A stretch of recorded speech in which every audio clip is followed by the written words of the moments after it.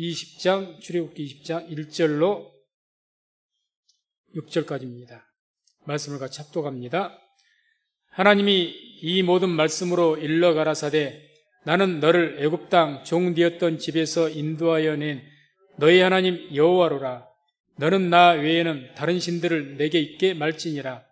너를 위하여 새긴 우상을 만들지 말고 또 위로 하늘에 있는 것이나 아래로 땅에 있는 것이나 땅 아래 물속에 있는 것에 아무 형상이든지 만들지 말며 그것들에게 절하지 말며 그것들을 섬기지 말라.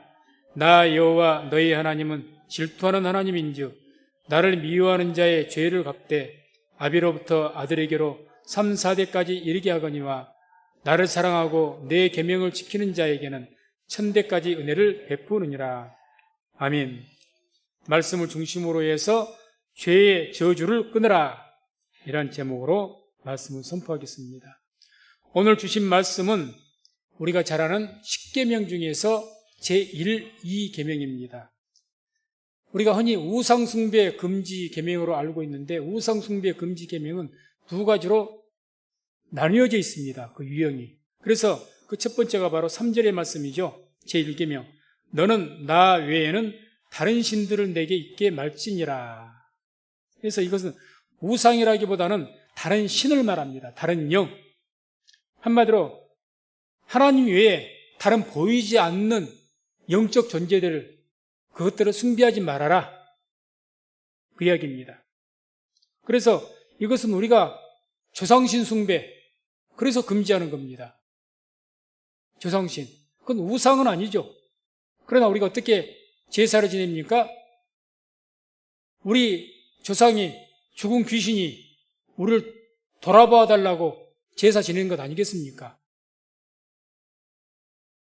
그게 그 안에가 내포가 되어 있는 거죠. 그래서 제사를 지내지 못하게 하는 겁니다. 1계명에 저촉되기 때문에.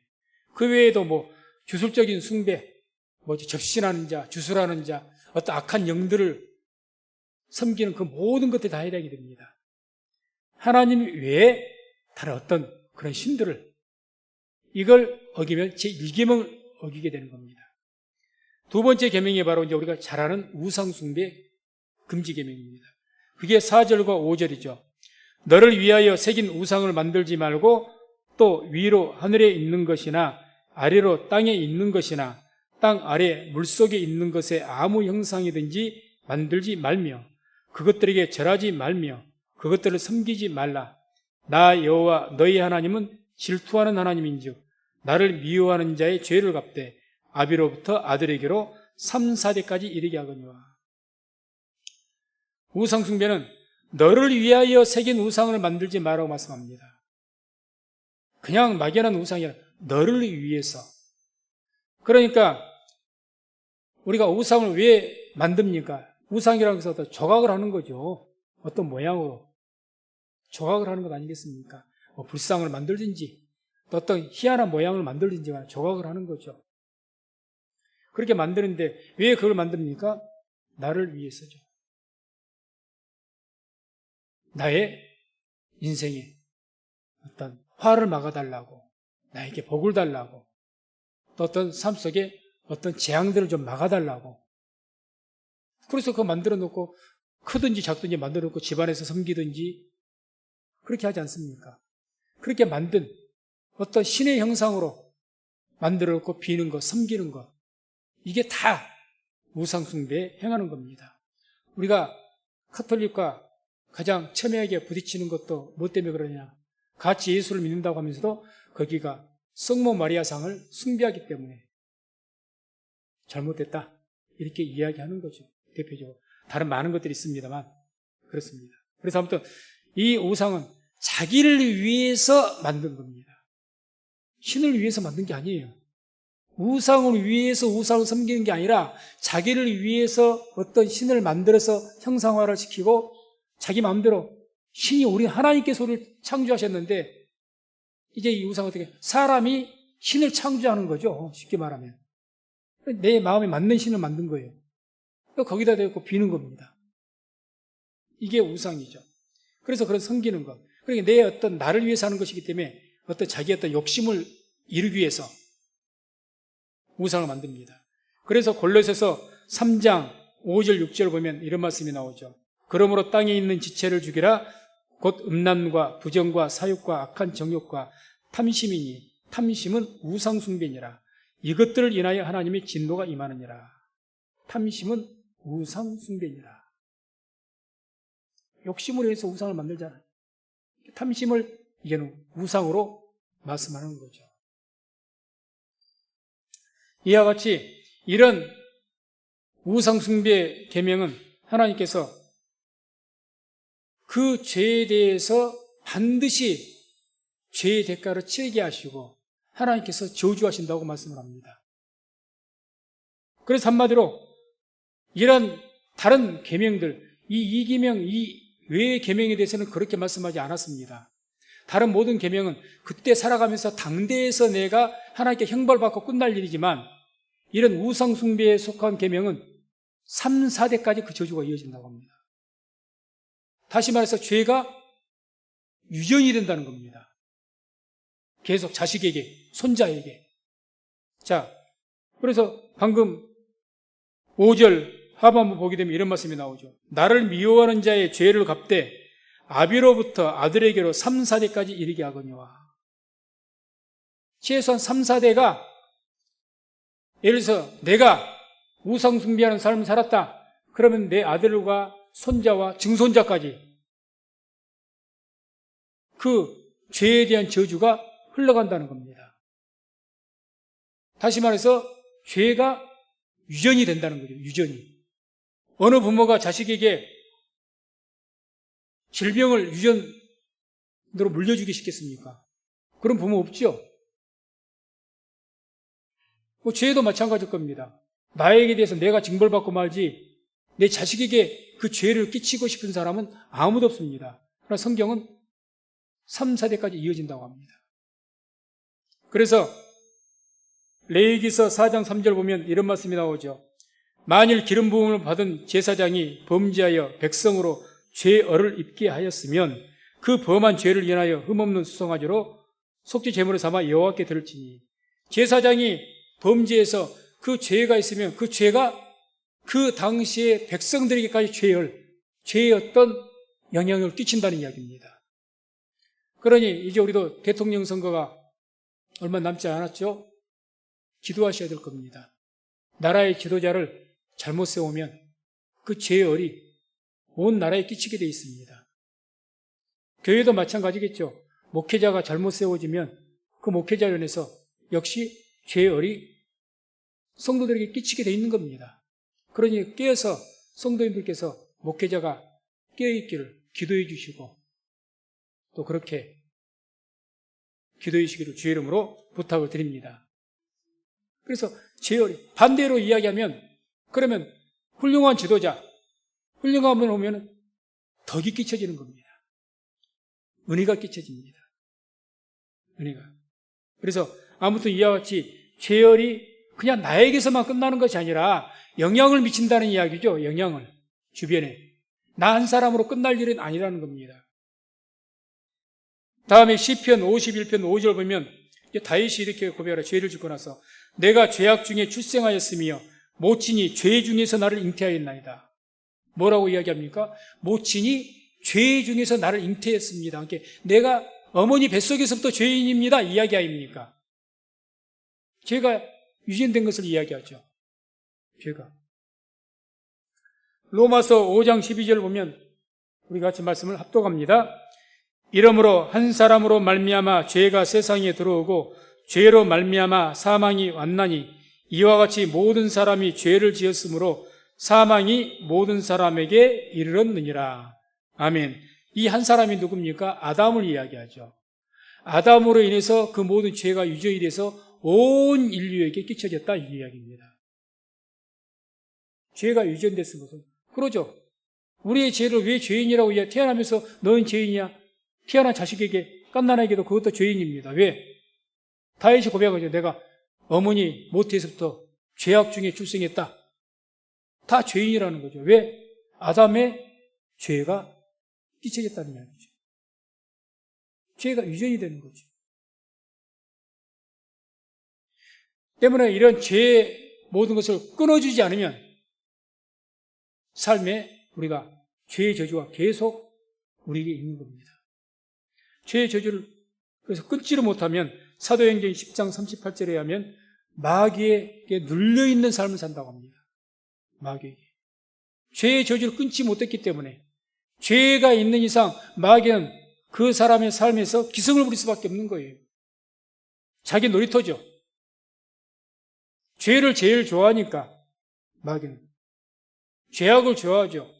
거룩함을 좋아하겠습니까? 골로새서 1장 13절에도 흑암의 권세 아래서 있다 이렇게 말합니다. 악한 영에 붙들려 사는 겁니다. 죄의 저주가 있습니다. 그래서 계속해서 그 악한 영에 붙들려 있기 때문에 그 죄열이 나도 모르게 자꾸 이어져 가는 겁니다. 화장을 일으키고. 이게 이제 우리 영적 전투죠. 이것을 끊어야 되는 거죠. 끊어야 됩니다. 에베소 2장 2절 3절 보면 그때 너희가 그 가운데서 행하여 이 세상 풍속을 좇고 공중의 권세 잡은 자를 따랐으니 곧 지금 불순종의 아들들 가운데서 역사하는 영이라. 전에는 우리도 다 그 가운데서 우리 육체의 욕심을 따라 지내며 육체와 마음에 원하는 것을 하여 다른 이들과 같이 본질상 진노의 자녀였더니. 그러니까 옛날에 우리가 죄의 저주를 끊지 못했을 때, 다시 말해서 예수님 믿지 않았을 때 그 이야기를 말하는 겁니다. 그때 이 세상 풍속을 쫓고 공중권세 잡은 자를 따랐다. 그러죠. 마귀가 하자는 대로 하는 거예요. 마귀의 종이죠. 또 육체의 욕심을 따라 지내며 육체와 마음이 원하는 것을 하였다. 내 육체의 욕심, 내 육체에 이끌리는 대로 살아갔다는 거죠. 영적을, 성령을 쫓아 사는 것이 아니라는 거죠. 그래서 본질상 진노의 자녀였다. 그래서 죄의 저주를 끊지 못하면 그런 악한 영에 눌려서 끌려다니면서 살 수밖에 없는 겁니다. 평생 저주 가운데 사는 거죠. 자기뿐만입니까? 그 이후로 자손 대대로 이어진다는 겁니다. 그래서 그렇게 죄의 저주 가운데 끊지 못하고 살아가면 그 결과가 요한일서 3장 8절 보면 이런 말씀이 나옵니다. 죄를 짓는 자는 마귀에게 속하나니 마귀는 처음부터 범죄함이니라. 하나님의 아들이 나타나신 것은 마귀의 일을 멸하려 하심이니라. 한마디로 마귀에게 속해 있다는 겁니다. 마귀에게죠. 마귀에게 속해 있는 겁니다. 그러니까 악의 영들에 사로잡혀가지고 마귀에 속해가지고 계속해서 끊임없이 죄를 짓는 거죠. 우리 믿는 사람들은, 예수 믿는 분들은 어떻게 됩니까? 죄를 지어도 바로 회개를 하죠. 회개를 합니다. 그런데 이렇게 마귀에 속하면 죄를 지어도 끊임없이 죄를 지으면서 회개를 안 씁니다. 회개하지 않아요. 계속 죄를 짓습니다. 그 마귀에 속해서 죄를 짓고 살게 되는 거죠. 그래서 우리는 어떻게 해서든지 이런 죄의 저주를 끊어야 됩니다. 끊어야죠. 이 미국의 1900년대에 그 유명한 하나의 그 책이 하나 나왔습니다. 그게 전 세계적으로 회자가 됐고 우리나라에서도 이 이야기에 대해서 많이 나왔습니다. 알버트 윈십이라는 분이 교육과 유전에 관한 연구라는 그 책을 냈는데 그 책엔 어떤 내용이 소개되어 있느냐. 그 당시에 뉴욕에서 거주하고 있던 조나단 에드워드와 맥스 주크라는 그런 두 집안에 대한 이야기입니다. 그래서 이 조나단 에드워드는 그 가정이 이 처음부터 한 5대손을 쭉 조사를 했는데 그 처음부터 하나님을 잘 믿는 그런 또 그래서 교육도 잘 받은 그런 가문이었습니다. 그런데 맥스 주크라는 이 가문은 하나님을 믿지 않았던 가문이고 교육도 제대로 받지 못했던 그런 가문입니다. 같은 동네였습니다. 당시에. 이 내용이 이제 많이 회자가 됐죠. 교회에서도.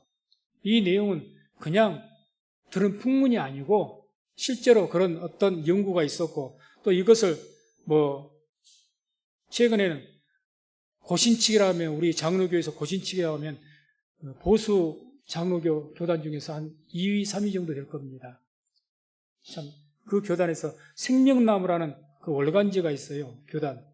거기에 2012년 7월 5에 이 자녀 교육에 관한 제언, 이렇게 해서 이 내용 소개를 했습니다. 또, 일간지인데, 지방지인가, 대한일보 2016년 4월 10일에도 이런 내용을 싣고 신문에 기사화해서 또 알렸습니다. 또 치유상담대학원 대학교 김형준 교수는 이 자기 대학 교수 논단에 이 내용을 또 통해서 어떤 유전과 교육에 대해서 발표를 했습니다. 왜 제가 이 말씀 드리냐? 제가 지금 이 예로 말씀드린 것은 그냥 들은 풍월로 우리가 혹시 들은 분도 계실 겁니다. 제가 재개훈련 때도 한번 말씀을 드린 기억이 나니까. 이 내용이 그냥 흘러가는 들은 그랬다 카더라 통신이 아니라 정확한 근거가 있고 출처가 있는 내용이라는 이야기죠. 공신력이 있는 내용이라는 겁니다. 그래서 자, 이 교육을 받지 못한, 다시 말해서 하나님을 알지 못한 그런 이 가정이었던 맥스 주커라는 가정은 오대손 약 140에서 50년간에 거쳐서 1062명의 후손을 두었습니다. 그 중에서 560명이 범죄자였고 7명이 그 중에서 살인자였고 100명 정도가 술주정뱅이와 정신병자였고 여자들의 대부분 절반은 매춘부였고 대부분이 배우지 못한 무식자 또는 불황자, 이렇게 통계가 나왔습니다. 통계죠, 통계. 그 집안을 조사해서. 그런 또 하나님을 영접해서 이 집이 목회자 집안입니다. 조나단 에드워드 이분이 목회자거든요. 교육을 잘 받은 이 조나단 에드워드 이 가정은 약 140년간 5대손을 거쳐서 1394명의 후손을 두었습니다. 그 중에 13명이 대학 총장이 배출했고 65명이 교수, 3명이 상원 의원, 30명이 판사, 100명 정도가 변호사 또는 법대 학장, 56명 정도가 의사와 또는 의과대 학장, 75명이 군대 장교, 80명이 공무원, 3명이 시장, 1명은 부통령, 100여 명 정도가 목사 또는 선교사. 너무 극명하게 차이가 난 거죠. 약 4, 5대선이 흘러버리니까. 한마디로 죄의 저주를 끈 가정과 끊지 못한 가정을 극명하게 대비를 해줍니다. 그래서 저도 일대입니다, 이제. 예수님 영접한. 그래서 저희 가정도 죄의 저주 가운데 있었던 가정이죠. 바로 저희 아버지 때만 해도. 그래서 저도 아주 이 집안이 하나님 알지 못한 전혀 그런 집안이었습니다. 만약에 제가 이런 생각을 해봤습니다. 내가 예수님을 알지 못하고 영접하지 못했다면 나는 어떻게 됐을까? 조금 더 제 자신을 겸양의 미덕으로 말하는 것은 아니고 솔직하게 말해서 개망나니가 될 수 있었겠다, 이 생각이 듭니다. 우리가 흔히 그러지 않습니까? 가정 환경이 참 중요합니다. 가정 환경. 죄의 저주를 끊지 않으면 그 저주 가운데 있는 환경을 살고 있는 거죠. 우리 집안이 그랬습니다.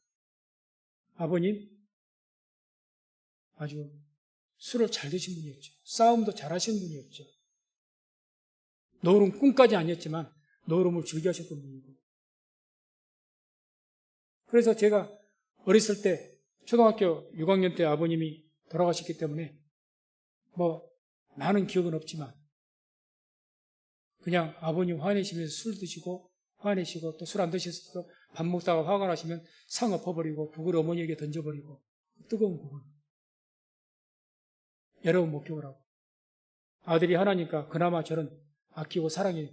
딸인 누님은 고생 많이 했죠, 아버지한테. 아들은 하나니까 그나마 아낀다고 아끼는데 화가 났다 그러면 저희 집이 자전거를 이렇게 대리점을 했는데 아버지가 자전거 그 뒤에 짐바에 묶은 밧줄 있잖아요. 그걸요 후려칩니다, 저를. 그걸 아주 많이 맞았죠. 한번 매가 아니라 이것은 뭐라고 해요? 폭행이죠. 오늘날 말하는. 한 번은 하도 맞고 그렇게 하니까 어머니가 말려도 필요 없습니다. 한 번 술 드시고 이렇게 좀 눈이 돌아간다 그러면요, 인정사정 없습니다. 아버지가 술 취했다 그러면 다 도망가기가 바빴고, 그런 이 삶을 살았습니다. 그 아버지가 병드시니까 이제 별 힘을 못 쓰셨지만, 사실은 저는 그래요. 집안이 그렇고, 저는 사실 이전에 우리 어머니가 친어머니가 아니었습니다. 친어머니가 아니었어요. 제가 그것을 안 것도 지금부터 한 10년 전 됐을까요? 10몇 년 전. 한 3, 4, 5년 전에. 저는 몰랐죠. 누님을 통해서 알게 됐습니다. 누님을 통해서. 저희 어머니, 친어머니가 아니다. 저도 깜짝 놀랐죠. 아무튼 그런 어떤 가정의 환경이었기 때문에 만약에 내가 예수 믿지 않았다면 어떻게 됐을까? 하면서 이거 개망나니가 될 수밖에 없었겠구나. 아니 돈을 잘 벌고 못 벌고 떠난 겁니다. 개망나니도 돈 잘 번 사람들 많이 있어요. 개망나니도 아주 공부 열심히 머리가 영리해서 공부 잘해서 노력을 해서 성공한 케이스도 있습니다. 그런 차원에서 개망나니 그런 것이 아니라 어떤 형태로든지 인격적으로도 모든 것이 그런 환경이 우리 가정이었다는 거죠. 그래서 지금은 예수님 이후에 지금은 상황이 확 달라진 거죠. 그걸 끊지 않았다면 끔찍한 거죠. 끔찍한. 아무튼 우리 모든 사람들에게는 죄의 저주를 끊지 않으면요, 그 저주가 계속해서 대대로 이어집니다. 그 죄의 저주로 인해서 아까 맥스주크라는 이 가문처럼 그 대가 흘러가면 흘러갈수록 그런 기가 막힌 가문이 되는 거죠. 그래서 아무튼 이러한 죄의 저주를 우리가 예수 이름으로 끊어야 우리 자신부터 그리고 우리 후대에 이르기까지 하나님의 은혜와 은총이 임하게 되는 줄로 믿습니다. 끊어야 됩니다. 그러면 이런 죄의 저주를 끊으려면 어떻게 해야 될 것인가? 여러 가지로 우리가 이야기를 해볼 수가 있겠지만은 한 가지 중요하게 말씀드릴 수 있는 것은 예수 안에 있을 때 끊어집니다. 예수 안에 있을 때. 우리가 예수를 영접을 해도요, 세례를 받고 영접을 해도요, 계속해서 성경의 표현처럼 마귀는 우는 사자와 같이 두루다니면서 우리를 성결차를 찾습니다. 기회만 있으면 예수를 믿는 자라도 흔들어 대려고 그렇게 합니다. 그래서 우리가 그런 모든 죄에 대한 죄의 저주라는 것은 죄의 공격이죠. 계속 불화살처럼 표현되는 불화살과 같이 계속 우리를 쏘아댑니다. 멸망시키기 위해서. 거기에서 우리가 그런 저주들을 다 끊어버리려면 예수 안에 있어야 된다는 거죠. 그래서 고린도전서 15장 22절을 보면 이런 말씀이 나옵니다. 아담 안에서 모든 사람이 죽은 것 같이 그리스도 안에서 모든 사람이 삶을 얻으리라. 아담 안에 있을 때는 죄의 저주가 끊어지지 않았기 때문에 아담으로부터 죄의 저주가 시작됐습니다. 그래서 그 아담 안에 있는 사람 모든 사람이 죽었다는 거죠. 저주로 해서. 죽은 것 같이 그리스도 안에 있는 모든 사람은 삶을 얻는다. 그리스도 예수께서 둘째 아담이라고 이야기하죠. 그 둘째 아담을 믿는 사람들은 예수님의 자손이 되는 겁니다. 아담이 자손이 아니라 예수님이 자손이 되어서 그 예수 안에 있는 그런 자가 되기 때문에 거기 안에서는 모든 죄의 저주가 끊어지고 새로운 삶을 얻게 되는 겁니다. 한마디로 그리스도 안에 있을 때 죄의 저주는 끊어집니다. 그래서 오늘 본문의 말씀에도 6절에 이렇게 말씀하죠. 나를 사랑하고 내 계명을 지키는 자에게는 1000배까지 은혜를 베푸니라. 1000배까지. 이제 죄의 저주를 끊지 못하고 예수 안에 있지 못한 그런 가운데 있을 때는 3, 4대까지 계속해서 이렇게 끊지 않은 이상 3, 4대가 아니라 30대 영원히 그 저주가 이어지겠지만 죄의 저주를 예수 안에 예수를 믿음으로 그 안에 있어서 그 저주를 끊으면 이제 1000대까지 하나님의 은혜가 임하게 될 것이라고 말씀을 합니다. 그래서 우리 모든 성도님들 이제 다 예수님을 영접하고 믿었습니다. 거기서 멈추지 마시고 그럼에도 불구하고 계속 우리의 영혼을 멸망시키지는 못하겠지만 우리의 삶을 회방하기 위해서 사탄 마귀는 계속 우리를 공격을 합니다. 죄의 저주는 계속 이어진다는 거죠. 예수 안에 철저히 거해서 그런 저주를 끊어버리시고 하나님의 은혜 가운데 살아가시고 후손 대대로 더욱 번성하고 형통한 그런 가문을 이루시는 정말 조나단 에드워드 같은 그런 가문을 이루시는 그런 은혜가 있기를 주의 이름으로 축원을 드립니다. 예수 안에 있다는 것을 우리가 구약 성경에서 좀 상징적으로 또 볼 수 있는 그런 내용이 있는데 그게 이제 유월절 사건이죠. 예수 안에 있으면 그 예수 안에 있다는 것이 어떤 의미이고 그 예수 안에 있으면 어떤 일이 있느냐 그걸 우리가 좀 알기 위해서 출애굽기 12장 13절과 23절을 한번 보면 말씀을 같이 합독합니다.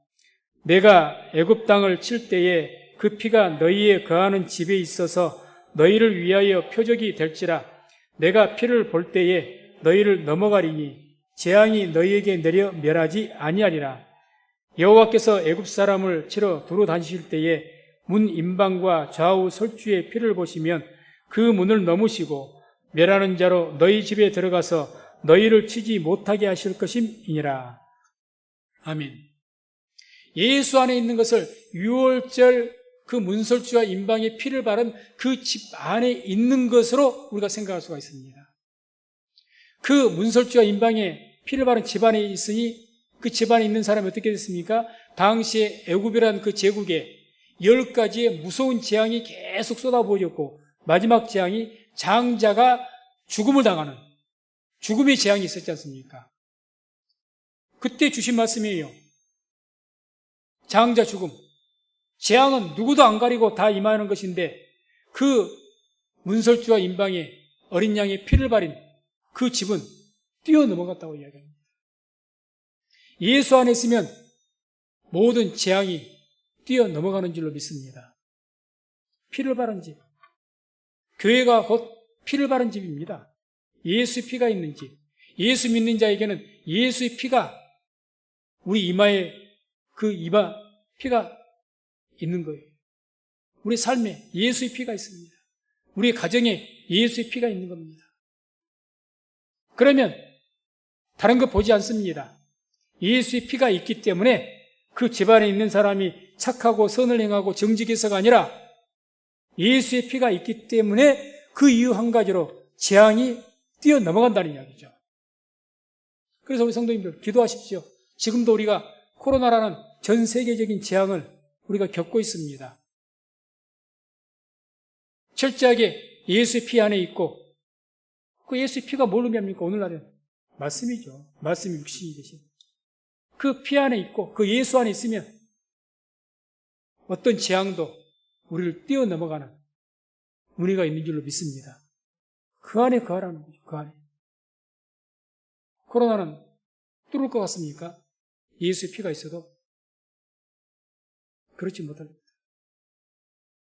철저하게 예수의 피를 의지하시고 그렇게 살다 보면 모든 재앙도 뛰어넘어가는 은혜가 있을 줄로 믿습니다. 그래서 그런 죄의 저주로 인한 재앙이 넘어간다는 이야기죠. 다음에 민수기 35장 11절, 12절 보면 도피성에 대한 이야기가 나옵니다. 도피성. 이게 어떤 이제 예수님을 상징하는 어떤 내용이죠. 도피성. 민수기 35장 11절, 12절 말씀으로 함께 합독합니다. 너희를 위하여 성읍을 도피성으로 정하여 그릇 살인한 자로 그리로 피하게 하라. 이는 너희가 보수할 자에게서 도피하는 성을 삼아 살인자가 회중 앞에 서서 판결을 받기까지 죽지 않게 하기 위함이니라. 도피성이라는 것은 그릇 살인한 자, 다시 말해 고범죄를 말합니다. 죄를 지었는데 어떤 죄냐?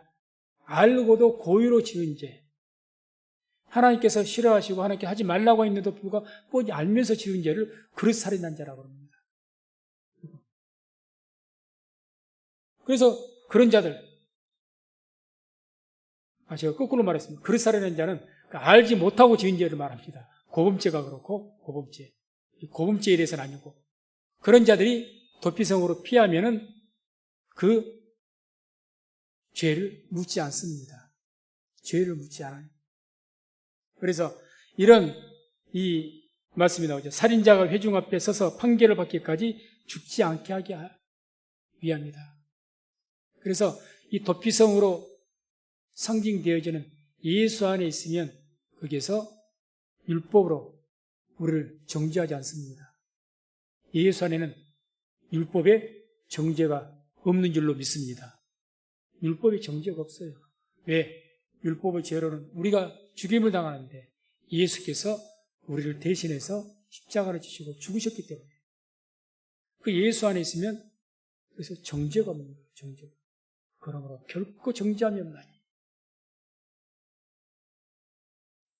이와 같이 예수 안에 있으면 어떤 율법이라는 죄의 정죄가 없습니다. 저주가 끊어지는 거죠. 그래서 사무엘하 22장 3절을 보면 다윗이 이렇게 고백을 합니다. 나의 하나님이시여, 나의 피할 바이시여, 나의 방패시여, 나의 구원의 뿌리시여, 나의 높은 망대시여, 나의 피난처시여, 나의 구원자시라. 나를 흉악에서 구원하셨도다. 특별히 나의 구원의 뿌리라고 표현합니다. 구원의 뿔. 이 구원의 뿌리라는 것은 성전에 번제단이라고 항상 제사 드릴 때 제물을 태우는 그런 이 번제단이 있습니다. 거기에 네 사각형의 네 귀퉁이에 뿔같이 튀어나가게끔 의도적으로 만들어놨어요. 거기에 제사를 드리고 피를 받으면 그 제물의 피를 반드시 그 뿔에 바르게 되어 있거든요. 그 번제단 뿔. 거기를 구원의 뿔이라고 이야기합니다. 그래서 그 뿔을 잡으면 율법에서 죄를 범죄도 빨리 성전으로 도망가가지고 그 번제단 뿔을 잡으면 율법의 죄를 묻지 않게 되어 있습니다. 실질적으로 열왕기상 1장 50절 보면 아도니아가 자기가 왕이 되려고 했다가 솔로몬이 왕이 되니까 이제 영모가 되는 것 아니겠습니까? 살려고 빨리 성막으로 도망가가지고 번제단 뿔을 잡아서 살았습니다. 요압도 열왕기상 2장 28절 보면 그 제단에 뿔을 잡았다고 합니다. 그게 구원의 뿔입니다. 우리에게로 의미한다면, 영적으로 말한다면 예수의 이름입니다. 오늘날 우리는 혹 우리가 범죄했을지라도 구원의 뿌리신 예수의 이름을 붙잡으시기 바랍니다. 거기에 하나님의 약속이 있습니다. 서로 죄를 지었을지라도 용서를 받습니다. 믿음의 기도에서 그렇게 말하지 않습니까? 너희가 혹 죄를 범하였을지라도 사하심을 얻으리라. 항상 우리는 이 구원의 뿌리신 예수의 이름을 붙잡고 혹 죄가 기억나고 죄가 있다면 자백하시고 그 구원의 뿔을 잡아서 죄 사함 받으시는 저주를 끊어버리는 그런 삶을 사시기를 주의 이름으로 축원드립니다. 그래서 이렇게 예수 안에 있다는 것은 그 하나님의 은혜 가운데 그 은혜 가운데 있다는 이야기입니다.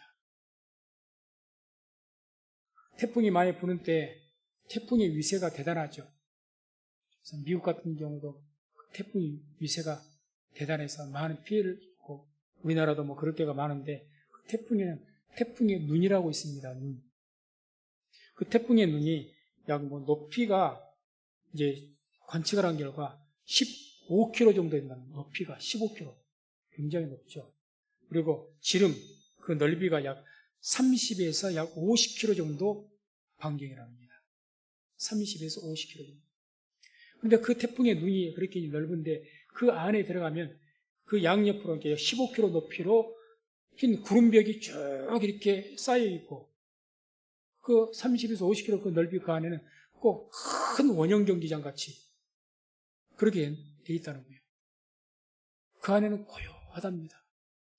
지금 밖에는 전쟁이 나고 난리인데 태풍 때문에 그 안에는 고요하다는 거예요.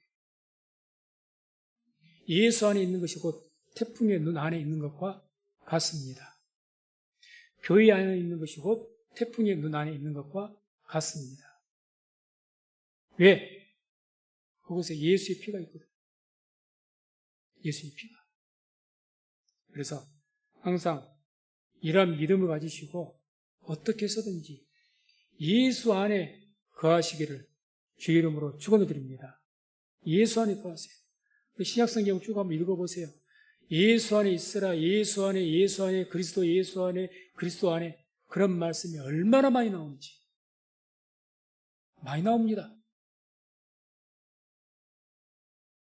하도 신약성경에 예수 안에란 말이 많게 예수 안에 그런 책이 다 있습니다. 그것만 따로 문서가 책. 엔 크리스토스 그러죠. 예수 안에. 그래서 말씀을 맺습니다. 우리가 어떤 곳으로 피해도 세상에 임한 재앙은 우리가 다 피할 수가 없습니다. 피할 수가 없습니다. 그러나 우리의 요새이시고 우리의 구원의 뿌리시고 반석이신 그 예수 안에 도피성이신 예수 안에 있으면 어떤 세상의 재앙에서도 우리가 보호를 받고 안전하게 거할 수 있을 줄로 믿습니다. 예수 안에는 저주가 끊어지기 때문에 그렇습니다. 항상 예수 안에 거하여서 저주가 끊어지고 그 끊어진 가운데 하나님이 주신 기쁨과 평안 가운데 살아가시고 또 저주가 성도님들의 삶 속에 다 끊어져서 우리 성도님들의 후손들에게는 하나님의 은혜와 은총이 천대까지 영원토록 이어지는 그런 복된 가정들 다 되시기를 주의 이름으로 축원을 드립니다.